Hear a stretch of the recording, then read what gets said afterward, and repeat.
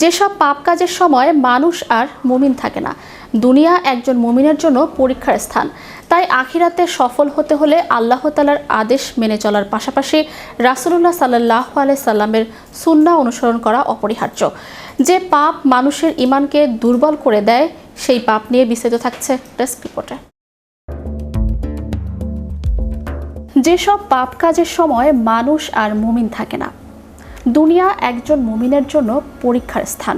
তাই আখিরাতে সফল হতে হলে আল্লাহ তাআলার আদেশ মেনে চলার পাশাপাশি রাসূলুল্লাহ সাল্লাল্লাহু আলাইহি সাল্লামের সুন্নাহ অনুসরণ করা অপরিহার্য। রাসূলুল্লাহ সাল্লাল্লাহু আলাইহি সাল্লাম তার উম্মতকে এমন অনেক গুনাহ থেকে সতর্ক করেছেন যা মানুষের ঈমানকে দুর্বল করে দেয়। আবু হুরায়রা রাদিয়াল্লাহু তাআলা আনহু থেকে বর্ণিত একটি হাদিসে তিনি বলেন, ব্যভিচারী যখন ব্যভিচার করে তখন সে মুমিন থাকে না, মদ পানকারী যখন মদ পান করে তখন সে মুমিন থাকে না, চোর যখন চুরি করে তখন সে মুমিন থাকে না, আর ছিনতাইকারী যখন এমনভাবে ছিনতাই করে যে মানুষের দৃষ্টি তার দিকে নিবদ্ধ হয় তখনও সে মুমিন থাকে না। এই হাদিসের অর্থ এই নয় যে এসব গুনাহ করলেই একজন ব্যক্তি ইসলাম থেকে বের হয়ে যায়, বরং গুনাহে লিপ্ত থাকার সময় তার ঈমানের পূর্ণতা ও দৃঢ়তা মারাত্মকভাবে ক্ষতিগ্রস্ত হয়। সে আল্লাহর আনুগত্য থেকে দূরে সরে যায় এবং শয়তানের প্ররোচনায় নিজের আত্মার উপর জুলুম করে। তাই এসব কবিরা গুনাহ থেকে বেঁচে থাকা এবং সব সময় আল্লাহর ভয় অন্তরে জাগ্রত রাখা একজন মুমিনের প্রধান দায়িত্ব।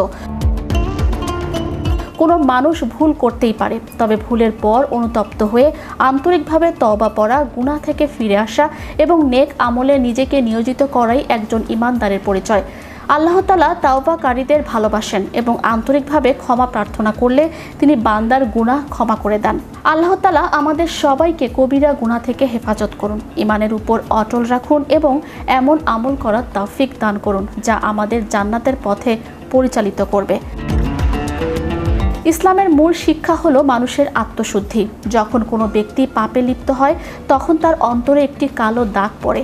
বারবার পাপে লিপ্ত হলে অন্তরটি একসময় কলুষিত হয়ে যায়, তখন তার ভেতর থেকে ভালো মন্দের তফাৎ করার অনুভূতি লোপ পায়। তাই মুমিনের উচিত গুনাহ ছোট হোক বা বড়, তা থেকে নিজেকে দূরে রাখা। যদি কখনো ভুলবশত কোনো পাপ হয়েও যায় তবে মুহূর্তকাল বিলম্ব না করে আল্লাহর দরবারে চোখের পানি ফেলে ক্ষমা চাওয়া উচিত।